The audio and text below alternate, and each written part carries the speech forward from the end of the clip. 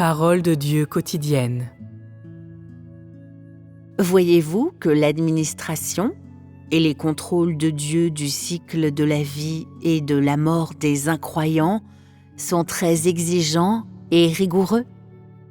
Premièrement, Dieu a établi divers édits, décrets et systèmes célestes dans le domaine spirituel.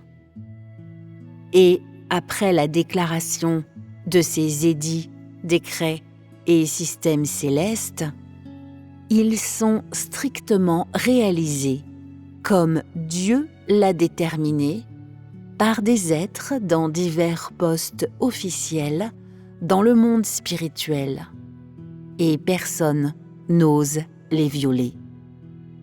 Et donc, dans le cycle de la vie et de la mort de l'humanité dans le monde de l'homme, que quelqu'un se réincarne dans un animal ou dans une personne, il y a des lois pour les deux états.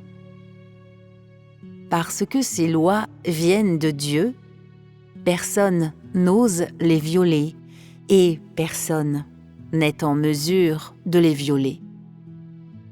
C'est seulement à cause d'une telle souveraineté de Dieu et parce qu'il y a de telles lois que le monde matériel visible aux gens est régulier et ordonné.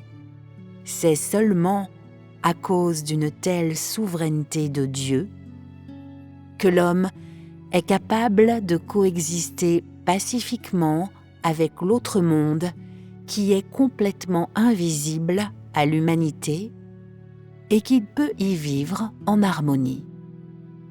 Tout cela est inextricable de la souveraineté de Dieu. Après que la vie charnelle d'une âme meurt, l'âme est toujours vivante.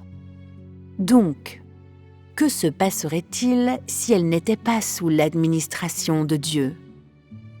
L'âme flânerait en tout lieu, ferait intrusion partout et nuirait même aux êtres vivants dans le monde de l'humanité. Un tel tort ne nuirait pas seulement à l'humanité, mais pourrait affecter aussi les plantes et les animaux. Toutefois, les gens seraient les premiers à en souffrir. Si cela arrivait, si une telle âme était sans administration, nuisait vraiment à des gens et faisait vraiment de mauvaises choses, alors il y aurait aussi un traitement approprié de cette âme dans le monde spirituel. Si les choses étaient sérieuses, l'âme cesserait bientôt d'exister. Elle serait détruite. Si possible, elle serait placée quelque part et ensuite réincarnée. Autrement dit, l'administration des nombreuses âmes dans le monde spirituel est ordonnée et réalisée selon des étapes et des règles. C'est seulement à cause d'une telle administration que le monde matériel de l'homme n'est pas tombé dans le chaos, que l'humanité du monde matériel possède une mentalité normale, une raison normale et une vie charnelle ordonnée.